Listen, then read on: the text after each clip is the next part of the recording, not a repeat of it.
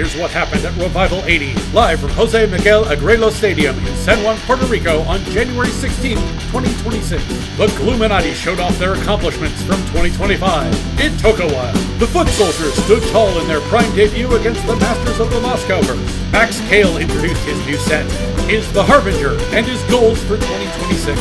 Danny Christie talked to Matt Mills, comparing his own realness to the polish and presentation of the rest of Prime. Big John Pepper won his debut against Crash Jackson with the help of Fred Dick and his Lasagna Boys. The Anglo Luchador promoted a new recliner and promptly fell asleep in it. The Red Army came to the ring, presenting a unified front, until Brian Dawkins quit the group right to Ivan's face. Jack Marley and Jimmy Lawson tried to cheer up Steve Harrison by singing Informer and Speaking in Youth. It didn't work. Steve Harrison dominated Miguel of the Lasagna Boys en route to a convincing victory. Henry Keys and Jack Harmon's autograph session was interrupted by the pop culture phenoms. Danny Christie used his self-given award to give himself a win over Luke LaBelle. Matt Mills got roped into Steve Lemieux's birthday party, which was just as disastrous as that sounds.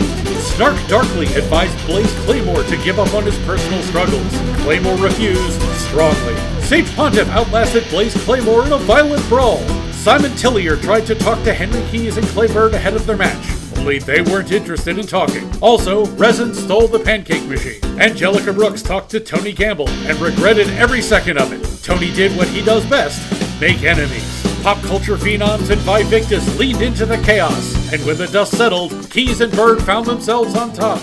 Murder Daddy Dan Ryan addressed the crowd and challenged Lindsay Troy at Culture Shock in his retirement match. Daytona Diamonds and Anna Daniels hyped up fellow horseman Rob Williams ahead of his match. Rob Williams needed the old-time rock and roll twice to put away a returning and confident Jonathan Christopher Hall. Big John Pepper found a sleeping Tal, believing him to be Rip Van Winkle, and woke him up forcefully.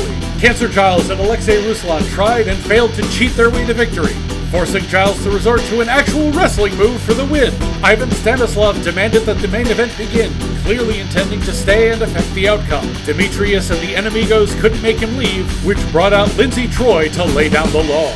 All on his own, Brian Dawkins choked out Wade Elliott to win the Intense title. Cancer Giles showed up again to call out Brandon Youngblood and challenge him in Culture Shock. The Tower of Babel arrived to say no. That's all the action from ReVival 80, brought to you by Prime.